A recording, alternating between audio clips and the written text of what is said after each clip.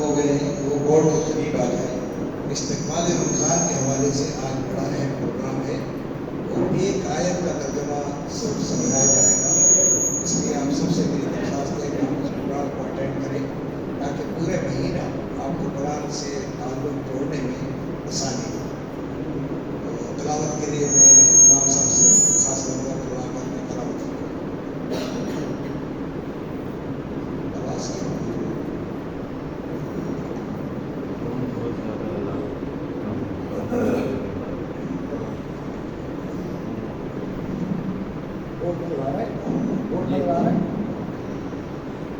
أعوذ بالله من الشيطان الرجيم. بسم الله الرحمن الرحيم. شهر رمضان الذي أنزل فيه القرآن هدى للناس فيه القرآن هدى للناس وبينات من الهدى والفرقان فمن شهد منكم الشهر فليصم ومن كان مريضا أو على سفر فعدة من أيام أخر يريد الله بكم اليسر ولا يريد بكم العسر ولتكملوا العدة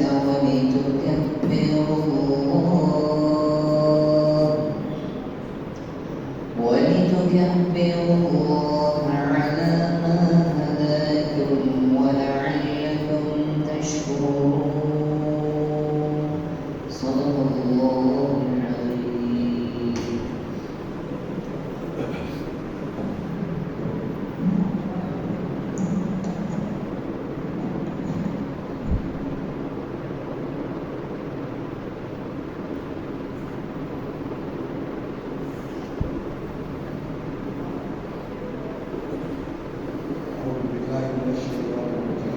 بسم الله الرحمن الرحيم.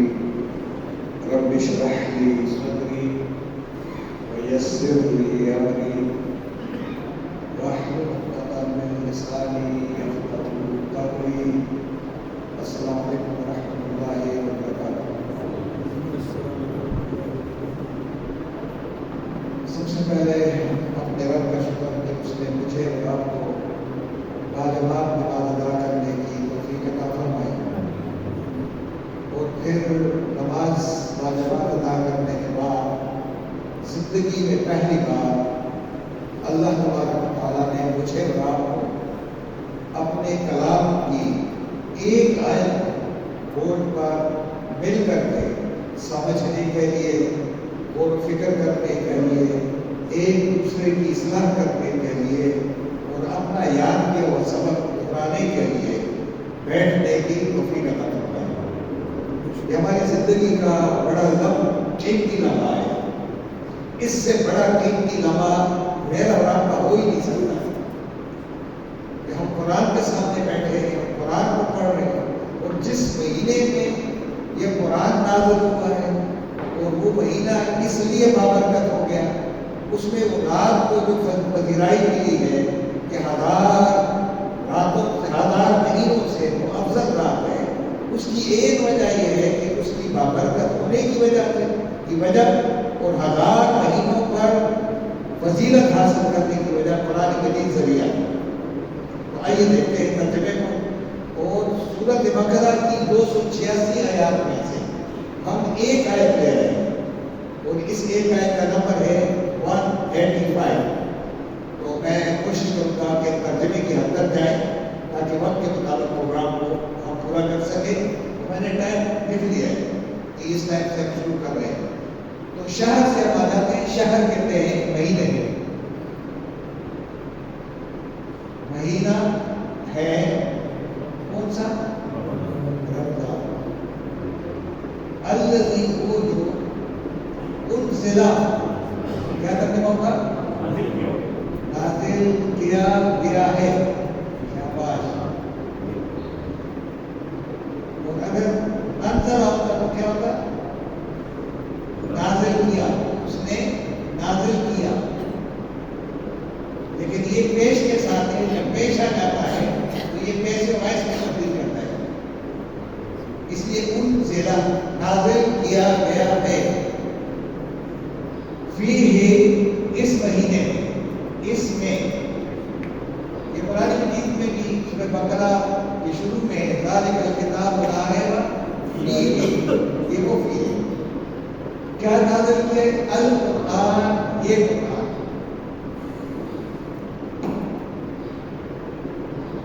یعنی ہم اگر یہ کہیں گے رمضان وہ مبارک مہینہ ہے جس میں قرآن نازل کیا گیا ہے. اب یہ ترجمہ بابا ہو گیا، وہ لفظی تھا.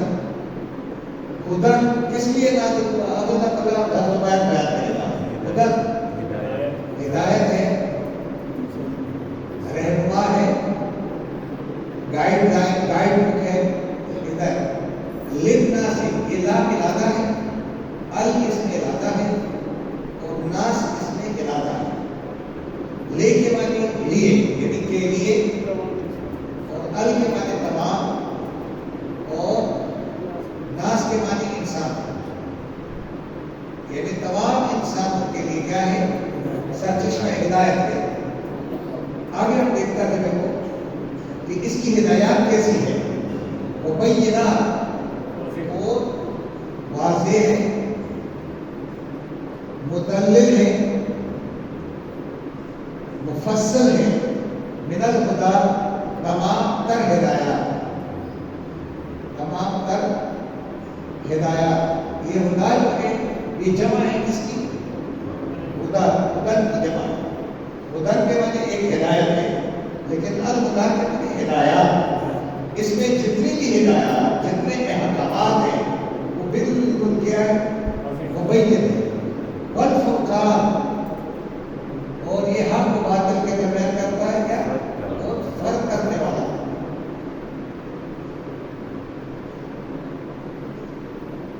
اب اس کا میں لکھوں گا، اور اس کے تمام تر ہدایات بالکل صاف، واضح، مدلل ہے، اور حق و باطل کے درمیان کیا کرتا ہے؟ فرق کرنے والا.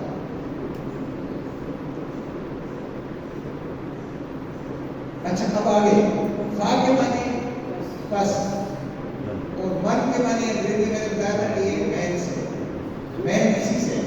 فمن بس جو شخص شہیدہ پائے یا موجود ہو، پالے نصیب ہو جائے، منکم تم میں سے جس شخص کو بھی، یعنی پالے الشہر ہے یہ مہینہ بس جس شخص کو، میں ترجمہ لکھتا ہوں، بس جس شخص کو یہ مہینہ نصیب ہو جائے،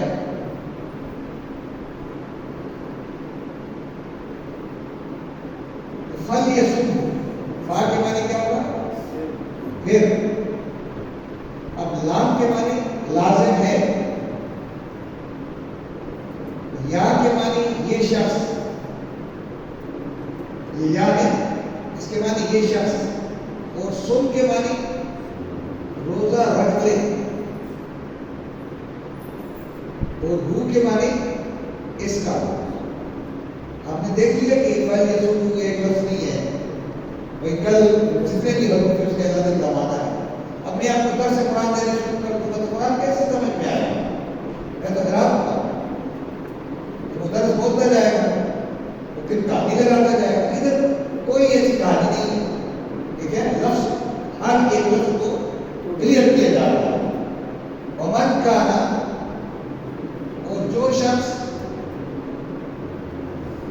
کانا ہو مریضن, بیمار, یا مریض ہم بھی کہتے ہیں, اور یا سفر کا ہو, فعدت, پھر گنتی پوری کر لے,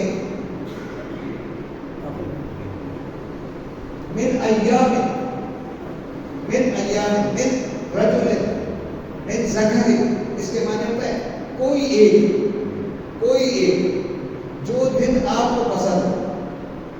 من ایام, کسی بھی دن, یعنی دنوں میں سے جو بھی ہو, آپ بولے کیا کرو, جو رہ گئے ہیں رکھ لے. بخار دوسرا ہی آنے والے کسی چیز اخر سے میں اخر آنے والا, یعنی جو آنے والے دور میں جو دن ہوں گے ان دنوں میں سے جو آپ چاہیں ان میں کیا کرو, وہ دے رکھو. اب اللہ کیا کہتا ہے, یرید, چاہتا ہے کون, اللہ, بکم, تمہارے ساتھ, یسرا, نرمی, آسانی, یعنی اللہ تبارک و تعالیٰ تمہارے ساتھ اس معاملے میں نرمی آسانی کرنا چاہتا ہے. ولا یرید, اور نہیں چاہتا ہے, بکم, تمہارے ساتھ, العسرا, اسرت لفظ اسرت سے سختی کرتا ہوں.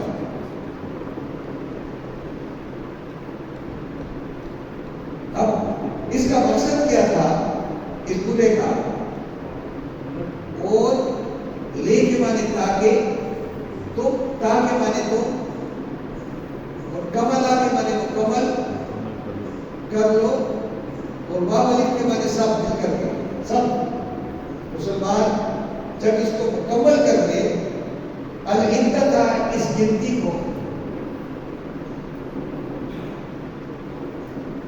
تو وہ کیا کرے. اور اب یہاں پہ میں اس کو ادھر لاتا ہوں, ہدا کو, جو ہدایت ملی ہے تم کو اس مراد سے پورے مہینے میں, اس کے بدلے, علامہ کی معنی اس کے بدلے, اب کیا کرو, بھلے تو کبر اللہ, تاکہ تم کبریائی بیان کرو صرف اللہ کا, یعنی اللہ کے نظام کو, اللہ کے کلام کو سب سے بڑا کر کے دکھاؤ. جب تم یہ کام کر لو گے پورا کا پورا, تو پھر اللہ کا شکر ہو جاتا ہے. وَلَعَلَّكُمْ تَشْكُرُونَ, تاکہ تم کیا ہو جاؤ, شکر گزار ہو.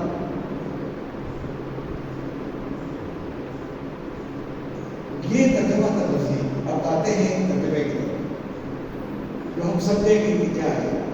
اچھا, یاد رکھا کہ شہر رمضان الذی انزل فیہ القرآن, کہ اگر ہم جب یہ کہیں کہ رمضان وہ مبارک مہینہ ہے جس میں قرآن کو نازل کیا ہے اللہ نے, تو یہ مہینے تو اور بھی بہت سارے ہیں, لیکن اس مہینے کا نام کیوں لیا ہے, اس کی برکت کیوں ہو گئی ہے, قرآن کی وجہ سے.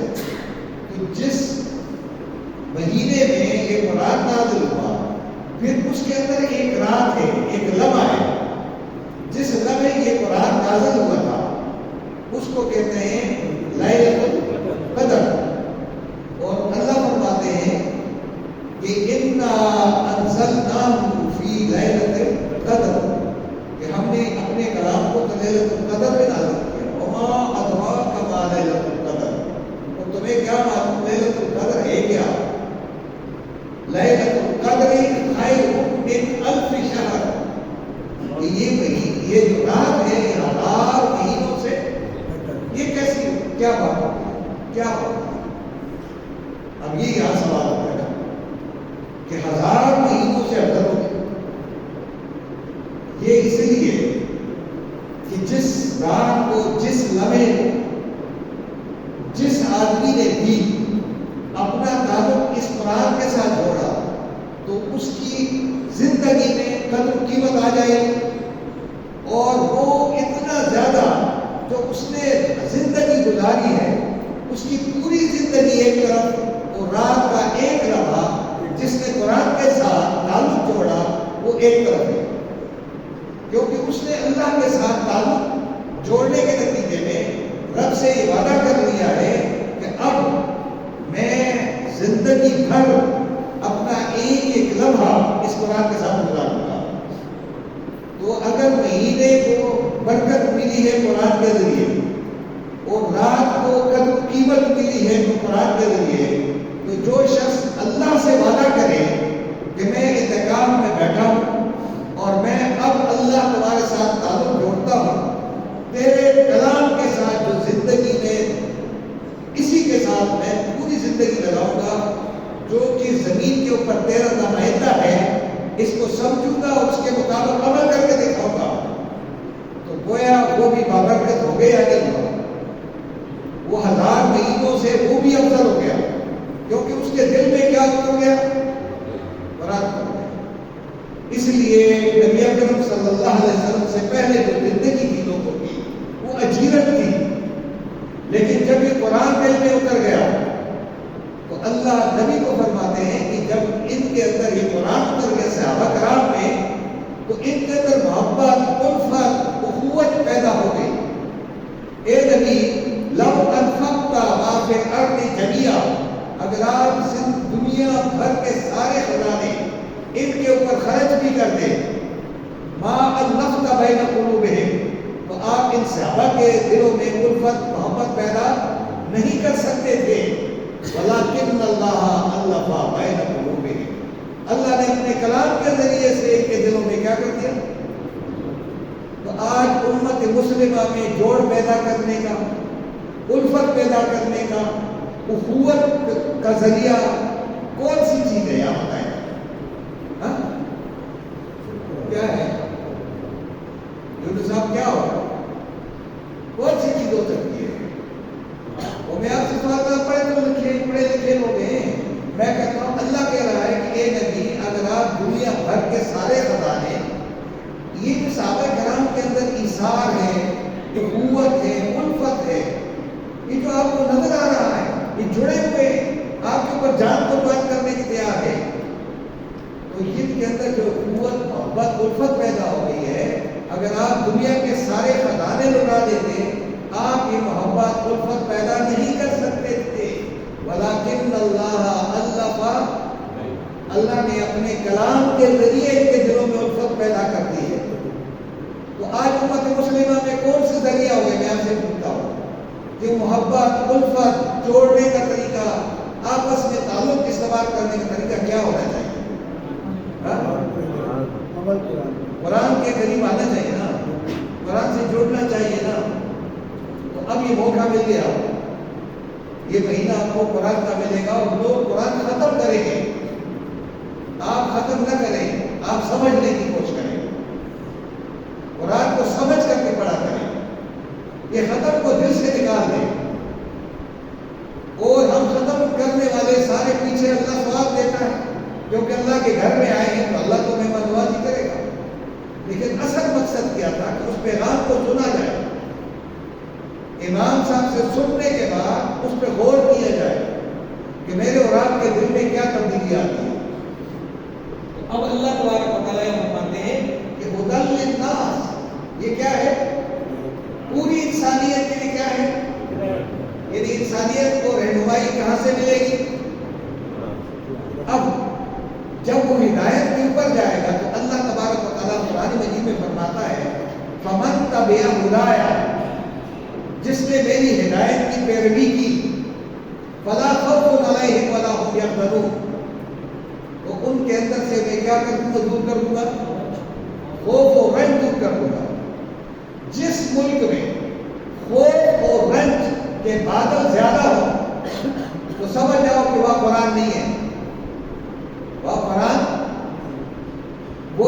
سے دور.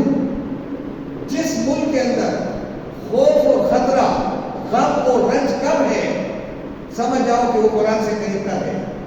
وہ میری نظر میں، آپ کی نظر میں تو دوزخ ہی ہے، لیکن اللہ کی نظر میں وہ دوزخ ہی نہیں ہے.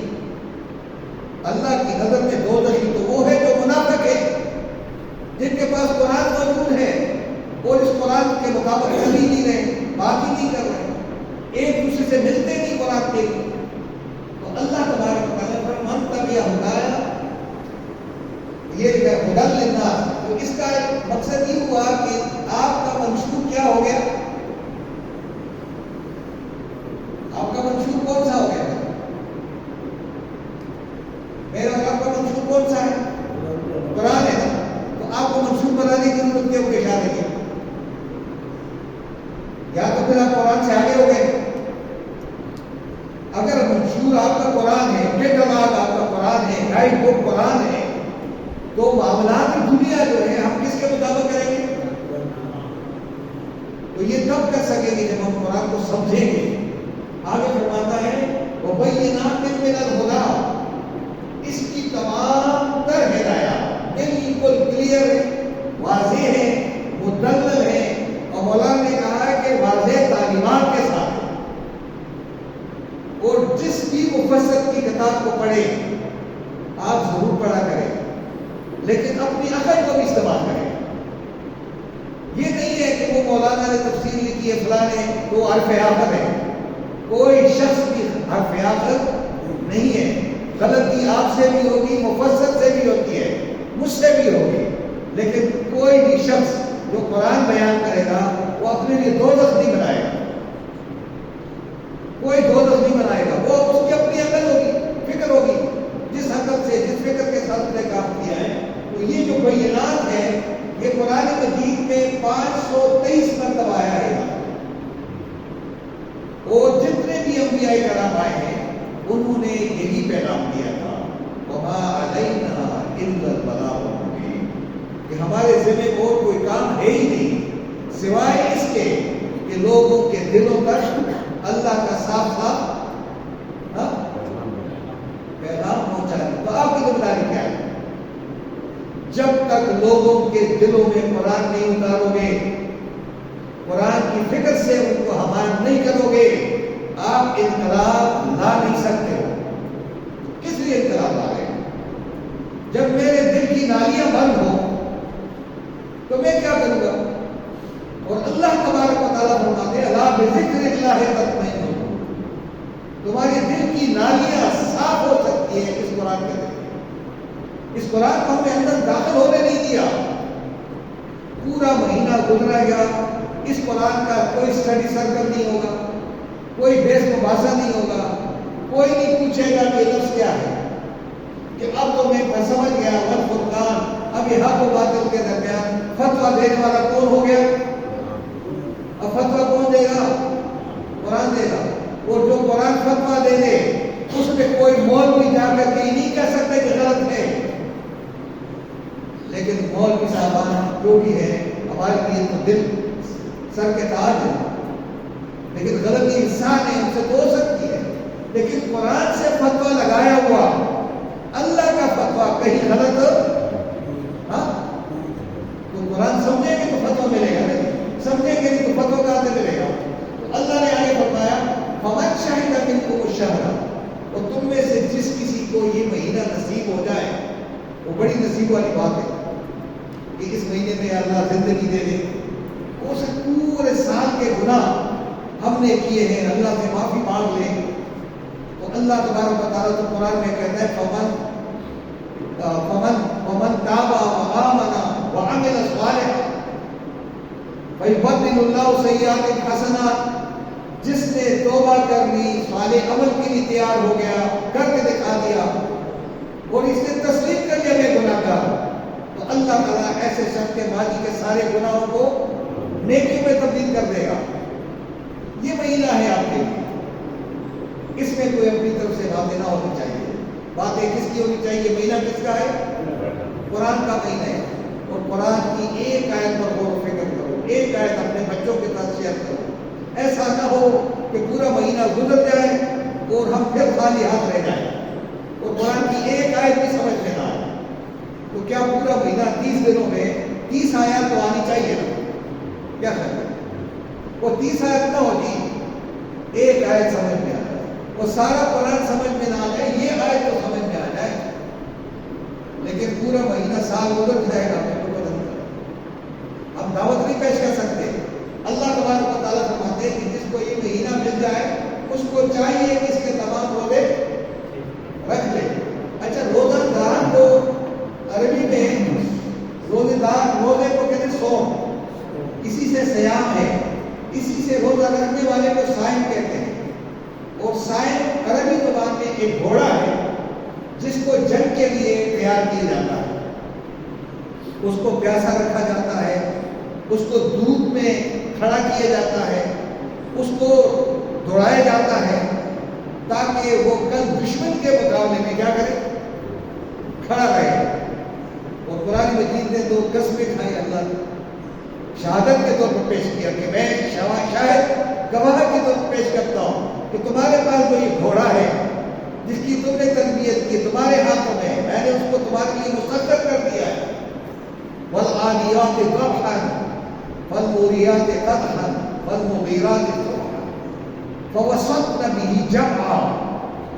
پھر آگے کہتے ہیں ان الانسان لربہ لکنود، یہ جو گھوڑا ہے جس کو آپ نے تربیت دی ہے، آپ نے دانا دیا ہے، یہ تمہارے کتنا وفادار بن گیا کہ عین صبح سحری کے وقت یہ اپنی نیند کی پرواہ نہیں کرتا ہے، تمہارے لیے نیند بھی قربان کرتا ہے، اور پھر دشمن کی صفوں میں جا کر کے جان کی قربانی دیتے ہوئے اٹھ جاتا ہے ایک ساتھ تمہارے لیے۔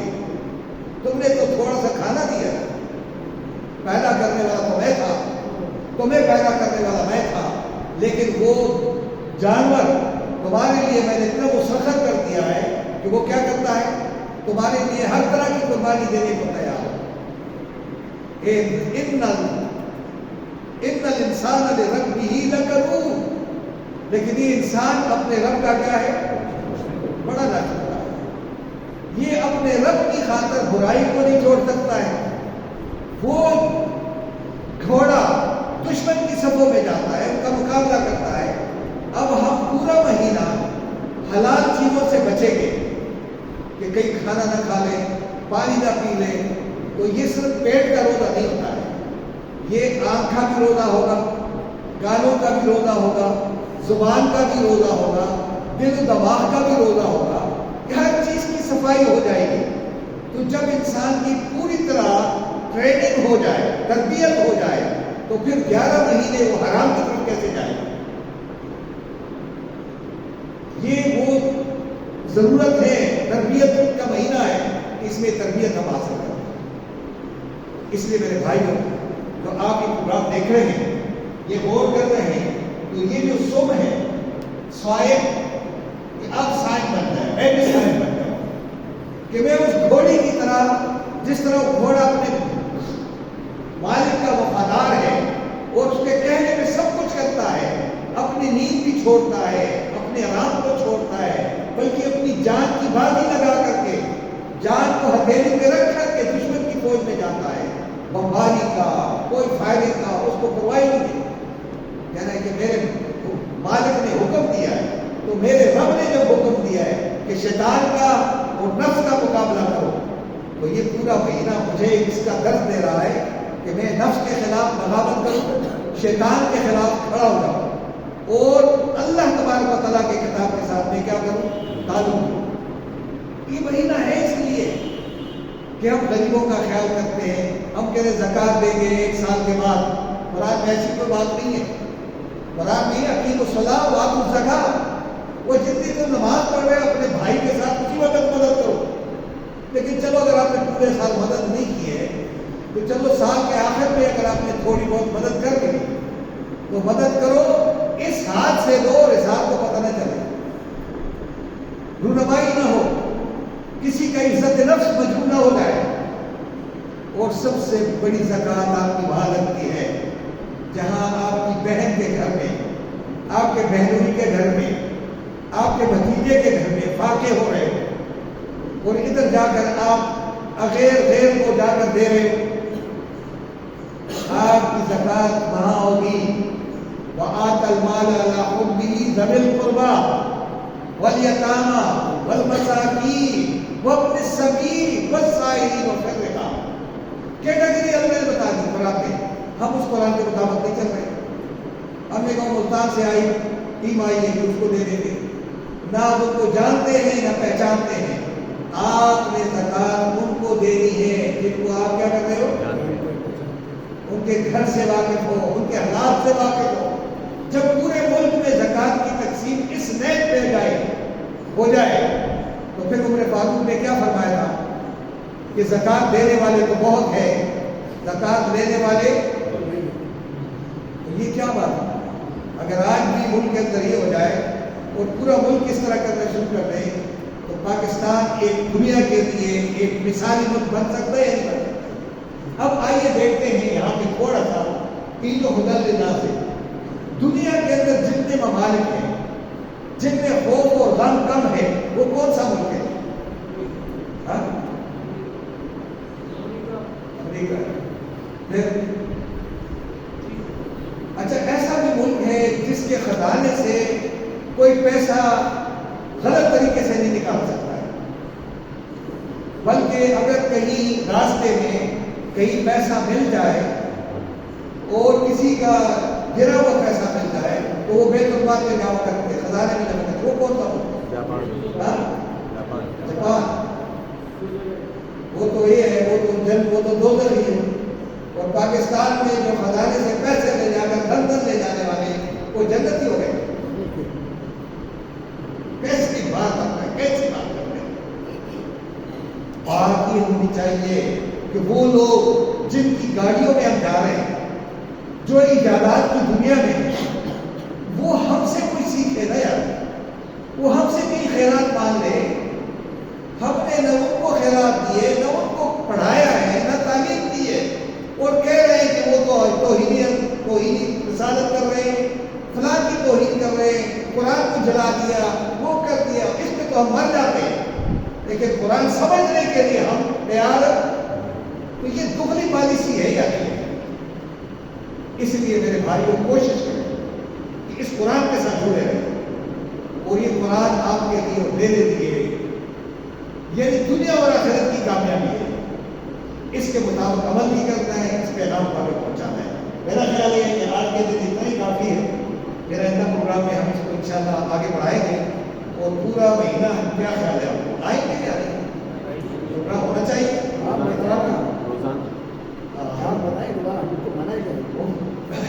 خیر ہفتے کا جو یہ اتوار کا پروگرام ہے انشاءاللہ میں بھی آؤں گا. آپ کوشش کریں, آپ خود بھی آئیں, لیکن اپنے گھر کے افراد کو لائیں, اپنے بچوں کو لائیں, اپنے بھتیجوں کو, اپنے بھانجوں کو لائیں. آپ یہ پروگرام نہیں کر سکتے خود گھر میں جا کر, لیکن کم از کم یہ موقع مل گیا ہمیں, تو مل جل کر کے اگر ہم اس پروگرام کو آگے بڑھائیں گے تو کیا ہوگا, ہمارے بچوں کو تعلیم ملے گی. دوسری بات, حکومت پر دباؤ ڈالیں, اپنے ایم این ایز پہ دباؤ ڈالیں کہ تم جو ایم این اے بن گئے ہو, سینیٹر بن گئے ہو, وہاں جا کر قرارداد لگا دو نا کہ ہماری تعلیم میں قرآن کو اولیت درجہ نصاب میں کیا کرو, اول درجہ دیا جائے. یہ ہے آپ کا ایمان ہے یا نہیں ہے؟ وہ قرآن کی وجہ سے تو ہم نے ملک حاصل کیا تھا. آج 76 سال ہو گئے, ان بدبختوں نے کسی ایک نے بھی کوشش نہیں کی ہے کہ قرآن مجید کو تعلیم میں کیا ملائے, نصاب میں. اور اقبال نے کہا کہ اللہ سے کرے دور تو تعلیم بھی فتنہ, املاک بھی, اولاد بھی, جاگیر بھی فتنہ, نہ حق کے لیے اٹھے تو شمشیر بھی فتنہ, شمشیر ہی کیا نعرہ تکبیر بھی فتنہ. اس لیے میرے بھائیوں قرآن سے جڑے رہو, زندگی ختم ہو جائے گی, یہ دیکھا کرو کہ قرآن کس کے پاس ہے, وہاں اس کے ساتھ جڑ جاؤ. میں آپ کا شکریہ ادا کرتا ہوں کہ آپ نے وقت دیا ہے, لیکن آپ کے سوال ضرور آنے چاہیے. میں کوشش کروں گا کہ اپنے جو ادنا سا مطالعہ ہے, میرا کمزور مطالعہ ہے, میں آپ کو جواب دینے کی کوشش کروں گا. نہیں آئے گا تو میں پوچھوں گا انشاءاللہ اپنے دوستوں سے, اور فرید صاحب سے بھی، اعظم صاحب سے، آپ سے بھی، سجاد صاحب سے بھی، اور ہمارے ناظم صاحب بھی ہمارے درمیان بیٹھے ہیں، اور اسد شفیق اور احمد عثمانی صاحب جن سے ہمارا بڑا قریبی رابطہ ہے، تو انشاءاللہ ہم بات کریں گے آپس میں۔ لیکن میں اس موقع پر بابر صاحب کا بہت شکریہ ادا کرتا ہوں کہ اس پروگرام کو لے رہے ہیں اور محفوظ کر رہے ہیں اور آپ تک پہنچانے کی کوشش کر رہے ہیں۔ اللہ تعالیٰ مجھے اور آپ کو اس مہینے میں قرآن مجید کے ساتھ گہرا تعلق استوار کرنے کی، قرآن مجید سے رہنمائی حاصل کرنے کی، قرآن مجید کی عظیم الشان دعوت کو لوگوں تک پہنچانے کی توفیق عطا فرمائے۔ سبحان ربک رب العزت عما یصفون وسلام علی المرسلین۔